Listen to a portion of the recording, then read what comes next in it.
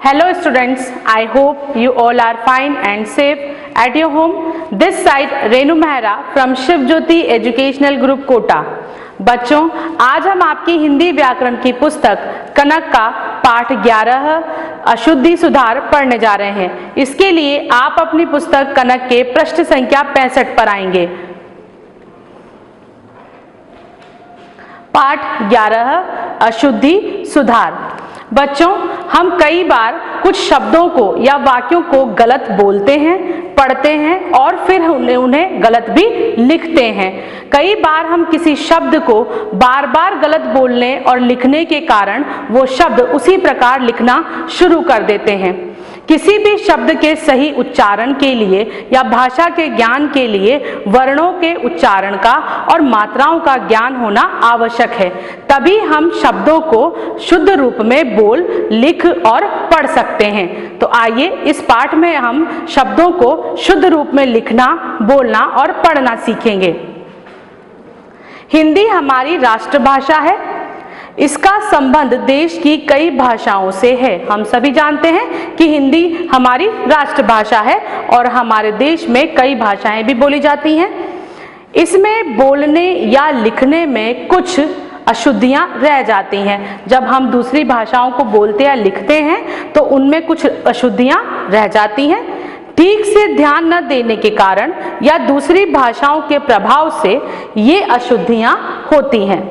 शब्दों और वाक्यों में होने वाली अशुद्धियों से बचने के लिए लिपि चिन्हों, हमने पहले लिपि पढ़ी है बच्चों, जिन्हें हम मात्राएं कहते हैं। तो किसी भी शब्द को या वाक्य को पढ़ने के लिए या इन अशुद्धियों से बचने के लिए हमें मात्राओं की सही पहचान तथा सही उच्चारण पर ध्यान देना आवश्यक है। तो कुछ शब्द जो हैं यहाँ पर आपको दिए हुए हैं, उन्हें हम लिख करके और बोल करके देखेंगे। तो यहाँ आपकी पुस्तक में कुछ शब्द दिए हैं बच्चों, लिख करके देखते हैं। जैसे कि शांति, यहाँ पर आप देख सकते हैं कि हमने शांति लिखा है, अर्थात त पे बड़ी ई की मात्रा, जो कि गलत है। इसका सही उच्चारण और सही इसको इस प्रकार लिखा जाता है, त पर बड़ी ई की जगह छोटी ई की मात्रा आती है और शब्द बन जाता है शांति। उसके बाद शब्द है खिलौना, जो यहाँ पर इस प्रकार लिखा गया है खिलौना। यहाँ ल पे छोटे ओ की मात्रा है, जो कि गलत है। ख पर छोटी ई की मात्रा और ल पर औ की मात्रा आती है, तो शब्द बन जाता है खिलौना। तो उच्चारण कैसे होगा? खिलौना। उसके बाद क्योंकि, अक्सर हम जब उत्तर लिखते हैं अपनी पुस्तिका में तो वहां पर हम क्योंकि की जो मात्रा है वो अक्सर गलत लगाते हैं। और किस प्रकार लगा देते हैं उसको? क पर बड़ी की मात्रा और शब्द बना देते हैं क्योंकि बड़ी की मात्रा है और बड़ी की मात्रा को बोलते वक्त हमें उसे थोड़ा खींचना पड़ता है, जो कि गलत है। क्योंकि लिखने के लिए क पर हमें छोटी ई की मात्रा बनानी होती है, तो शब्द बनता है क्योंकि। आधा क जिसे य से जोड़ने के बाद ओ की मात्रा य पर और अंग बिंदी और क पर छोटी ई की मात्रा। अगला शब्द है बीमारी।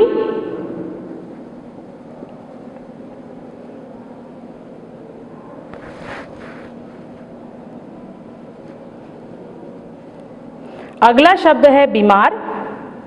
अक्सर हम बीमार शब्द लिखते समय ब पर छोटी ई की मात्रा लगा देते हैं, जैसे कि यहाँ लगी हुई है, जबकि इस पर आएगी बड़ी ई की मात्रा। तो ब पर बड़ी ई की मात्रा और म पर आ की मात्रा और र, शब्द बनता है बीमार। ये ध्यान रखना है बच्चों कि बड़ी ई को हम थोड़ा सा खींच करके बोलते हैं बीमार। अगला शब्द है हमारा वायु।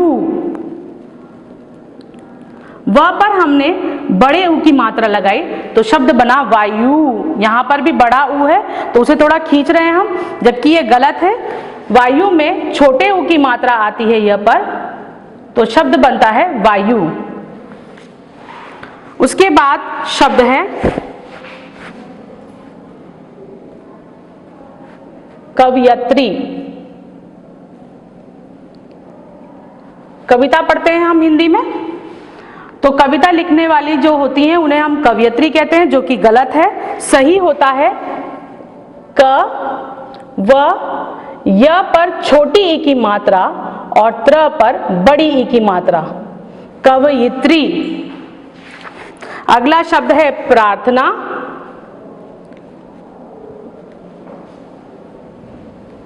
प्रार्थना करते हैं बच्चों हम रोज, इसे हम कई बार इस प्रकार लिख देते हैं प्रार्थना।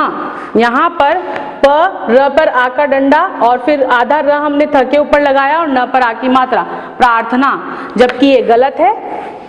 इसे लिखने के लिए प पर हम पदेन की मात्रा लगाते हैं, उस पर आ की मात्रा,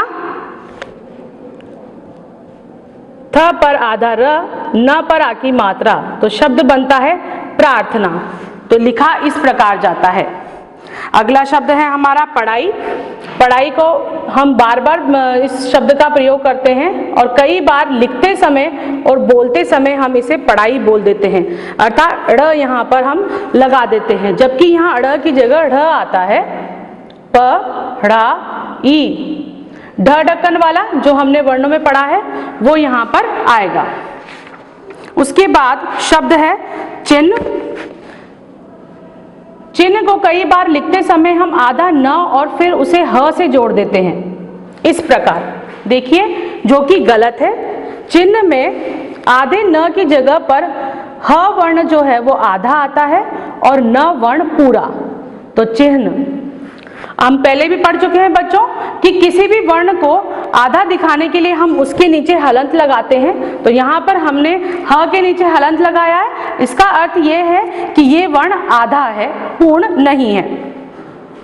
उसके बाद शब्द है प्रशंसा, जिसे अक्सर आप प्रशंसा बोलते हैं या प्रशंसा बोल देते हैं, इस प्रकार स उस पर अंग बिंदी और फिर श पर आ की मात्रा, और कई बार हम इसे प्रशंसा भी बोल देते हैं या प्रशंसा लिख भी देते हैं, इस प्रकार, जो कि गलत है।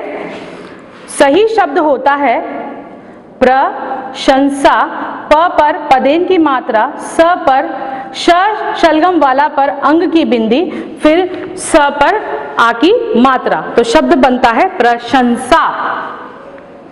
और अंतिम शब्द है हमारा उज्ज्वल।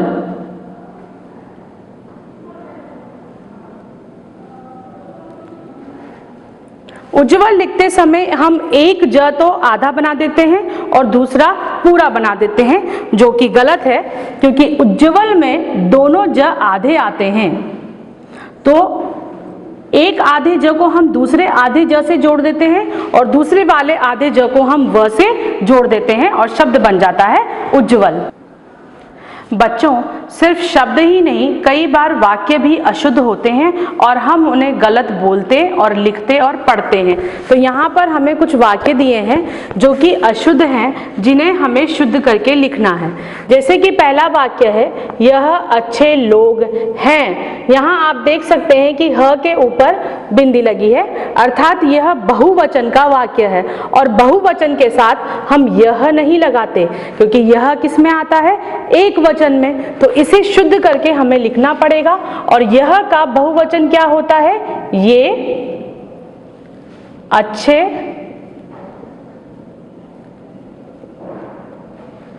लोग हैं। तो ये हुआ शुद्ध वाक्य, क्योंकि बहुवचन में यह की जगह क्या आएगा? ये। अगला वाक्य है, हमने पाठ याद करना है। अब जब हम इसे बोलेंगे तो क्या ये चीज अच्छी लगेगी कि हमने पाठ याद करना है? तो इसकी जगह क्या आना चाहिए बच्चों? इसकी जगह आना चाहिए हमें। तो यहां पर हम लिखेंगे हमें पाठ याद करना है। अब ये वाक्य शुद्ध है। तो हमने की जगह हमने क्या लिखा है? यहाँ पर हमें लिखा है। अगला वाक्य है मेरे को सब मालूम है। कई बार हम बोलते हैं कि मेरे को सब मालूम है, या मेरे को किताब चाहिए, या मेरे को जाना है। मेरे को शब्द जो है वो गलत है बच्चों। यहां पर क्या आना चाहिए? मुझे। तो हम यहां लिखेंगे मेरे को की जगह मुझे सब मालूम है। तो इस प्रकार ये वाक्य हुआ शुद्ध, मुझे सब मालूम है। अगला वाक्य है पुत्र ने पिता को पूछा। तो कई बार हम बोल देते हैं कि पुत्र ने पिता को पूछा, तो यहां पर को सही है शब्द बच्चों?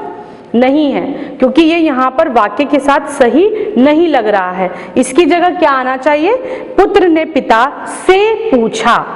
तो यहां हम लिखेंगे पुत्र ने पिता से पूछा। तो ये वाक्य हुआ शुद्ध। अगला वाक्य है कृपया करके घर चलिए। कृपया शब्द अपने आप में ही पूरा है, उसे किसी और शब्द की जरूरत नहीं है। तो यहां पर करके शब्द की कोई आवश्यकता नहीं है। तो ये वाक्य शुद्ध लिखने के लिए हमें क्या करना है? करके शब्द हटाना है। तो वाक्य बन जाएगा कृपया घर चलिए।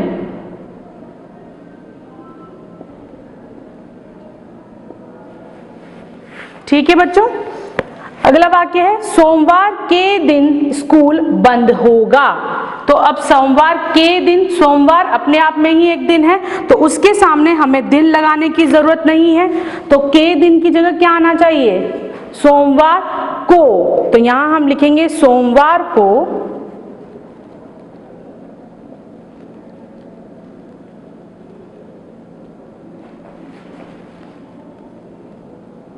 स्कूल बंद होगा।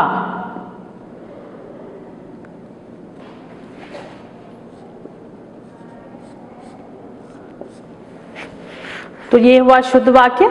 तो बच्चों हमने देखा कि कई सारे शब्द हमने यहाँ पर शुद्ध करके देखे कि उन्हें किस प्रकार लिखा जाता है। इसी प्रकार हमने यहाँ वाक्य भी देखे हैं। आप और वाक्यों को भी शुद्ध करके लिख सकते हैं और उनका ज्ञान प्राप्त कर सकते हैं। इसके लिए आपको व्याकरण का और मात्राओं का ज्ञान होना आवश्यक है, और इसके लिए आप रोज अपने घर पर अपनी पुस्तक को पढ़ेंगे और उसमें आप मात्राओं के साथ शब्दों का सही उच्चारण करना सीख सकते हैं। आइए अब इस पाठ के अभ्यास प्रश्न देखते हैं बच्चों।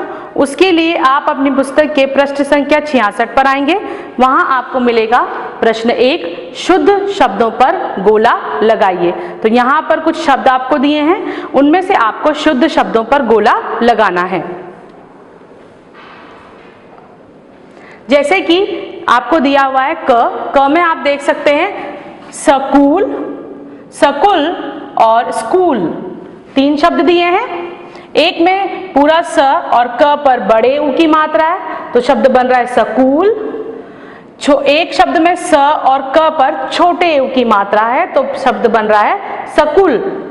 और एक शब्द है आधा स फिर क पर बड़े ऊ की मात्रा और ल, तो शब्द बन गया स्कूल। तो सही शब्द क्या है हमारा? स्कूल। आधा स और क पर बड़े ऊ की मात्रा और ल। तो यहाँ पर हम गोला लगाएंगे। ख में देखिए आपको दिया हुआ है प पर बड़े ऊ की मात्रा आधा न और य, पुण्य, पुण्य, जो कि गलत है। उसके बाद एक आपको दिया है प पर छोटे ऊ की मात्रा न और य, पूरा न और य, तो शब्द बन रहा है पुण्य, जबकि ये गलत है। सही शब्द क्या है हमारा? पुण्य। प पर छोटे ऊ की मात्रा आधा ण, न नहीं आएगा यहाँ पर, यहाँ आएगा आधा ण और य, तो शब्द बनेगा पुण्य। ग है करोध, क्रोध और क्रोध, तो सही शब्द है क्रोध। ठीक है, क पर प्रदेन की मात्रा और छोटे ओ की मात्रा, बड़े ओ की मात्रा नहीं आएगी, यहाँ पर औ की मात्रा नहीं आएगी, यहाँ क्या आएगा, छोटे ओ की मात्रा, तो शब्द बनेगा क्रोध। अगला है गुरु, गुरु और गुरु। अंतर देखिए, पहले में ग पर छोटे ऊ की मात्रा है और र पर बड़े ऊ की मात्रा। तीसरे शब्द में ग पर बड़े ऊ की मात्रा है और र पर छोटे ऊ की मात्रा, और सही शब्द है ग पर छोटे ऊ की मात्रा और र पर भी छोटे ऊ की मात्रा, तो शब्द बन रहा है गुरु। शब्द है दुश्मन, द पे छोटे ऊ की मात्रा, आधा श और म न। एक में है द पे छोटे ऊ की मात्रा पूरा श, दुश्मन, और एक में है छोटे ऊ की मात्रा तो है द के नीचे, लेकिन श षटकोण वाला यहाँ पर आ रहा है आधा, जो कि गलत है। सही शब्द होगा द पर छोटे ऊ की मात्रा, आधा श शलगम वाला और म न, दुश्मन। च शब्द देखते हैं बच्चों, मिठाई, मिठाई और मिठाई। दूसरे शब्द में य पर बड़ी ई की मात्रा है और तीसरे शब्द में छोटी ई है, जो कि गलत शब्द है। सही शब्द है मिठाई, अर्थात हमारे को यहाँ लिखना है, क्या लिखना है हमें यहाँ पर, बड़ी ई, छोटी ई नहीं आएगी, और य पर हम बड़ी ई की मात्रा नहीं लगाएंगे, इसे लिखने के लिए हमें बड़ी ई लिखनी पड़ेगी। अगला है नदियाँ, नदिया और नदिया, तो सही शब्द है नदियाँ। न द पर छोटी की मात्रा, य पर आ की मात्रा और उस पर चंद्र बिंदु, तो शब्द बनेगा नदियाँ। अगला है चिन्ह, जो हम अभी पढ़ चुके हैं, हमने थोड़ी देर पहले ही सीखा था। च पर छोटी की मात्रा आधा न और ह, जो कि गलत है, हमने देखा ही था। च पर छोटी की मात्रा पूरा न और ह, ये भी गलत है, ये भी हम अभी देख ही चुके हैं। सही शब्द क्या था, हमने देखा था अभी, च पर छोटी की मात्रा, ह पर हलंत, क्योंकि यहाँ पर ह हमें आधा लिखना है और न पूरा लिखना है, तो शब्द बन गया चिन्ह। अगला है परीक्षा, प र पर यहाँ छोटी की मात्रा दे रखी है, जो कि गलत है।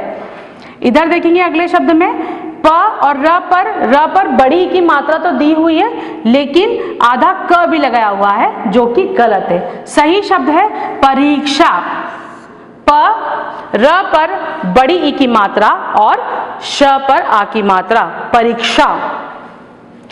अगला शब्द है इंसान, यहाँ अ पर अंग बिंदी है, यहाँ ई न सा न, क्यों, क्योंकि न यहाँ पर पूरा दिया है और यहाँ लिखा है ई न को जो है स से जोड़ा हुआ है, स पर आ की मात्रा और न, जो कि गलत है। सही शब्द है इंसान, यहाँ ई पर अंग बिंदी आएगी, तो ये सही शब्द बन जाएगा। तो ये हुआ प्रश्न 1। अब प्रश्न 2 देखते हैं बच्चों, ये भी आपके पुस्तक के पृष्ठ संख्या 66 पर ही है। प्रश्न 2 देखते हैं बच्चों। प्रश्न 2, वाक्यों को शुद्ध करके पुनः लिखिए। हमने थोड़ी देर पहले अपने वाक्य जो है शुद्ध करके लिखना सीखे थे। यहाँ पर कुछ वाक्य दिए हैं, उन्हें हमें शुद्ध करके लिखना है। पहला वाक्य है हमने घर जाना है। इस प्रकार का वाक्य हमने देखा था अभी बच्चों। हमने, कभी भी हमने शब्द यहाँ पर नहीं आएगा, क्योंकि वाक्य सही नहीं लग रहा है कि हमने घर जाना है। हमने की जगह यहाँ क्या आएगा, हमें घर जाना है, तो ये वाक्य हो गया शुद्ध। अगला वाक्य है ख, तुम तुम्हारे गुरु की आज्ञा मानो। अब यहाँ पर तुम्हारे शब्द की आवश्यकता नहीं है, तुम गुरु की आज्ञा मानो, ये वाक्य सही है। तो यहाँ पर हम तुम्हारे शब्द हटा करके इस वाक्य को लिखेंगे, तो वाक्य बनेगा तुम गुरु की आज्ञा मानो। अगला शब्द है तन्वी ने मेरा पेन ले ली। अब पेन ले ली होता है क्या, कभी पढ़ा है हमने ऐसा, या हमने ऐसा बोला है कभी कि तुमने मेरी पेन ले ली या तुमने मेरी पेंसिल ले ली। पेंसिल ले ली तो सही है, पर पेन ले ली बोला कभी नहीं होता। यहाँ पर क्या आएगा, तन्वी ने मेरा पेन ले लिया। ली की जगह हम क्या लिखेंगे, लिया, तब ये वाक्य सही बनेगा। उसके बाद आखिरी वाक्य है कृपया मेरी मदद करने की कृपा करें। अब आप यहाँ देख सकते हैं कृपया भी लिखा है और कृपा भी लिखा है। दोनों शब्द एक साथ नहीं आ सकते, क्योंकि दोनों का अर्थ एक ही होता है। तो यहाँ पर हम एक कृपा को हटा देंगे, तो यहाँ पर हम क्या लिखेंगे, कृपया मेरी मदद करें। तो ये वाक्य सही हो जाएगा, कृपया मेरी मदद करने की कृपा करें। इस शब्द को, इन शब्दों को हमने हटा दिया और क्या बनाया, कृपया मेरी मदद करें। तो ये हुआ प्रश्न 2। मुझे उम्मीद है बच्चों कि ये पाठ आपको अच्छे से समझ में आ गया होगा और आपको ये भी पता चल गया होगा कि आपको किस प्रकार शब्दों को शुद्ध रूप में लिखना, पढ़ना और बोलना है। इसका अभ्यास आप रोज घर पर करेंगे तो आप अच्छी तरीके से शब्दों को शुद्ध रूप में बोलना, पढ़ना और लिखना सीख पाएंगे। धन्यवाद।